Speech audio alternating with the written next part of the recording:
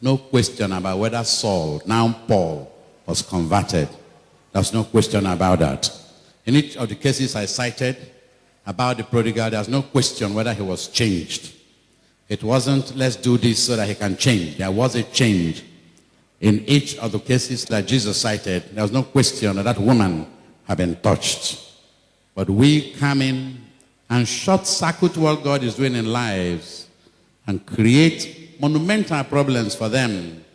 And the danger is that on the day of judgment, we may think we are singing our way to heaven, but it's not going to happen because there's no injustice in God. I'd like to call upon us as a church to rediscover the gospel in all its love, in all its holiness, in all its discipline. But most Christians no sin. They never sin. Never. Look, this thing I did was wrong. It's a sin. It's not right. Bah! Christians don't ever have such remembrance. Unfortunately, most of them. And are you surprised that the power of God is not there?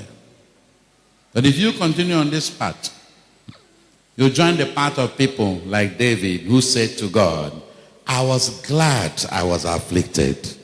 For before I was afflicted, I went astray. You will join the path of those who realize that if thou, O Lord, were to mark iniquity, none will stand. You will join the path of those that after talking, people will say, like Paul, that they asked him, okay, what are you saying? Shall we then continue to sin that grace may abound? He said, may it never be.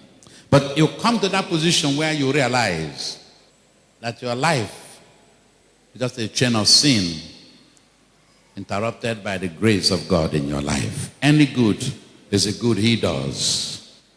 And apart from him, we can do nothing. And when we begin to be honest and sincere, we'll help those who are faltering and those who are weak.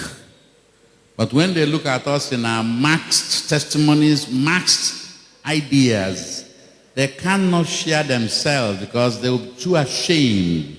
How can I talk in the midst of all these holy people? But when they realize that you and I are merely kept by the mercies of God, then they will be encouraged to come clean. And in coming clean, they will make it to where we are supposed to be. This topic, by definition, encompasses the whole Bible, which is God's love letter to us. And to speak of God, let alone in the context of his amazing love, amazing person, is obviously beyond the capacity of most exceptional people, let alone ordinary folks like you and I, you and me. You notice when Isaiah saw him, he was traumatized. Peter, at the catching of the fish, he thought that fish was what he needed. We toiled all night and caught nothing. And when he met the master, Jesus said,